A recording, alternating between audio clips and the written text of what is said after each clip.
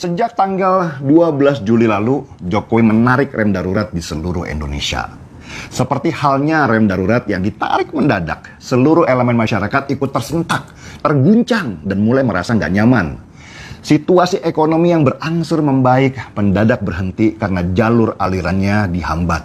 Dan kali ini benar-benar dihambat. Nggak seperti waktu PSBB dulu yang masih diberikan banyak sekali kelonggaran. Jokowi terpaksa melakukan itu karena memang situasinya sangat berbahaya pada waktu itu. Rumah sakit kembali penuh, angka penularan juga sangat tinggi, angka kematian naik cepat sekali. Tenaga kesehatan mulai kelelahan. Banyak pasien yang terlantar di halaman dan tidak segera mendapat pertolongan. Suara ambulans terdengar di mana-mana menambah ketakutan. Ini kalau dibiarkan, Indonesia bisa kolaps. Tenaga kesehatan yang terbatas, mereka akan mundur teratur karena nggak sanggup lagi menangani.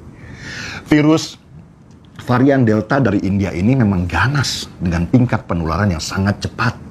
Dan banyak yang memperkirakan gelombang virus kedua lebih mematikan daripada gelombang pertama. Belajar dari pola yang sama waktu terjadi wabah influenza di tahun 1918. Saya sendiri merasakan situasi pada waktu itu sangat berbahaya. Karena penarikan rem darurat itu akan membawa dampak pada sisi yang berbeda. Ini ibaratnya seperti sebuah kereta api yang sedang melaju kencang. Tiba-tiba dihentikan tanpa ada jeda. Pastilah rangkaiannya itu akan terguncang dan bisa saja rangkaian yang paling belakang akan terpelanting dan menghantam sekitar. Karena kesehatan terancam, rem darurat ditarik, gerbong ekonomi kita terguncang dan bisa saja terguling keras. Jeritan rakyat kecil itu mulai terdengar kencang karena mereka yang sedang dalam masa pemulihan akibat pembatasan setahun lebih lamanya sekarang harus mengalami lagi tekanan yang kuat, dan PPKM darurat kali ini membuat mereka tidak akan bisa lagi menahan. Para oposisi juga mengambil kesempatan bagus untuk menyerang pemerintah. Lewat jaring mereka di mana-mana, mereka mulai mengikis kepercayaan pada pemerintah. Buat sebagian oposisi, ini peluang bagus untuk mulai mengambil momentum lama, yaitu turunkan presiden. Mereka berharap rakyat kecil bersama mereka kali ini, karena merekalah yang paling terdampak dan kemungkinan besar bisa digerakkan. Orang lapar mudah digerakkan, dan hampir semua revolusi di dunia berawal dari tertekannya ekonomi di suatu negara. Tapi apa sih sebenarnya hasil dari PPKM darurat kemarin? Jangan-jangan ya, penarikan rem darurat itu adalah kegiatan yang sia-sia. Karena virusnya juga sudah menyebar kemana-mana. Yang mati juga masih banyak, rumah sakit juga masih penuh. Jadi apakah PPKM darurat kemarin itu ada gunanya? Saya nggak mau berandai-andai dan ingin membagikan secuil data biar kita paham apakah PPKM darurat kemarin itu berhasil atau gagal. Kita lihat dulu dari kasus positif harian. Tanggal 16 Juli lalu, beberapa hari sesudah PPKM darurat diadakan, kasus positif COVID ada di puncak yang tinggi. Sekitar hampir 57.000 orang setiap hari terpapar COVID. Angka kematian mencapai lebih dari 1.000 orang per hari. Rumah sakit yang menampung pasien COVID juga sudah terisi hampir 80%. Ini seperti demam tinggi yang mengingatkan tubuh kita kalau ada penyakit di dalam. Peringatan tanda bahaya mulai meraung-raung mengingatkan kalau kita berada di jurang krisis karena pandemi menyebar dengan kecepatan yang sangat tinggi. Negara-negara luar juga mulai menutup dirinya dari Indonesia. Mereka takut apa yang terjadi di Indonesia akan menghajar negara mereka juga.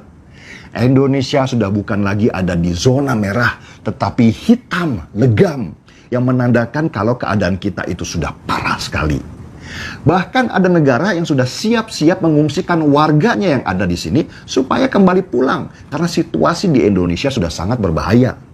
Kita mungkin yang belum terkena nggak begitu menyadari situasi. Tetapi ketika orang-orang yang kita kenal sekarang mulai bertumbangan, banyak dari kita mulai ngeri juga. Setiap hari ada saja yang mati. Media sosial juga sudah seperti obituari mengabarkan si A, orang yang kita kenal lama, meninggal dunia. Disitulah pentingnya rem darurat itu ditarik. Karena kalau dibiarkan, bukan saja penyakit menyebar luas, tetapi ekonomi kita juga bisa ambruk. Yang parah adalah ketika pemerintah salah menentukan arah, kepercayaan internasional kepada kita akan turun drastis. Mereka mulai menarik investasinya di sini secara bersamaan. Apa yang terjadi kalau seperti itu? Uang nggak ada lagi di dalam negeri, semuanya keluar. Akan terjadi penarikan besar-besaran di bank karena orang lebih baik pegang cash. Takut kalau terjadi apa-apa. Dolar juga mulai langka dan harganya naik tinggi yang membuat rupiah kita jadi lemah. Jadi bisa dibayangkan chaosnya sektor keuangan yang berdampak pada banyak elemen penting di masyarakat. Dengan rem darurat, maka tubuh yang sakit itu seperti ditidurkan. Kita yang sedang demam tinggi dan perlu istirahat sambil diobati. Kalau dibiarkan, demam tinggi itu bisa merusak organ-organ di dalam tubuh. Dan meski teriakan rakyat kecil terdengar semakin lama semakin keras karena tidak mampu bertahan, tetapi pada faktanya PPKM darurat ternyata bisa menjaga kestabilan banyak hal di masa pandemi ini. Pada tanggal 26 Juli, 2 minggu sesudah PPKM darurat diberlakukan, kasus positif COVID harian turun dari 57.000 kasus per hari menjadi 28.000. Kesembuhan dari COVID juga sudah mulai naik dari angka 28.000 orang setiap hari naik jadi 40.000 orang.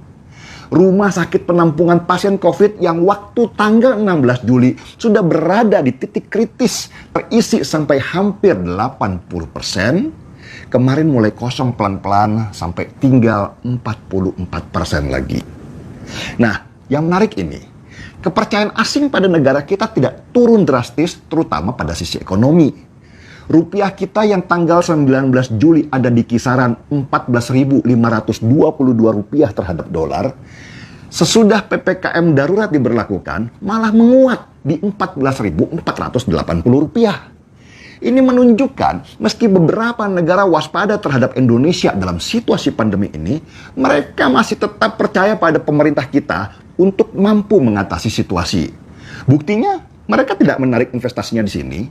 Jadi jangan gampang ditakut-takuti para oposisi yang selalu bicara untuk menebarkan ketakutan kepada kita. Merekalah yang sedang mencari celah dan kesempatan untuk menaikkan nama mereka dengan terus menyerang pemerintah. Mereka itu seperti burung bangkai yang memakan bangkai saudaranya sendiri, sibuk menari di atas pandemi, sibuk mencari keuntungan di atas musibah, tanpa pernah berusaha membantu memberikan solusi yang baik untuk kita semua. Bayangin aja, ibarat kita nih ya, lagi sakit demam tinggi. Ada teman di samping yang bukannya memberikan semangat supaya sembuh, malah sibuk teriak-teriak. Jangan-jangan lu mati. Terus kalau lu mati, gua dong yang repot. Wah, udah mau mati nih. Kalau mati, jangan nyusahin gua dong. Berasa pengen nabok cangkemnya pakai galon mineral. Hidup memang nggak selamanya di atas. Seringkali kita juga ada di posisi terbawah. Dan kali ini, negeri kita sedang dalam masa tersulitnya. Tetapi percayalah, kita akan lewati ini semua. Kita sudah terlalu sering berhadapan dengan masalah. Tetapi selama kita belajar dari semua itu, kita pasti akan menjadi lebih pintar. Mungkin belum terpikirkan sekarang ya, tetapi nanti, sekian tahun lagi, kita pasti akan tersenyum mengingat situasi ini dan berkata di dalam hati, "Hey, ternyata Indonesia masih baik-baik saja." Seruput kopinya.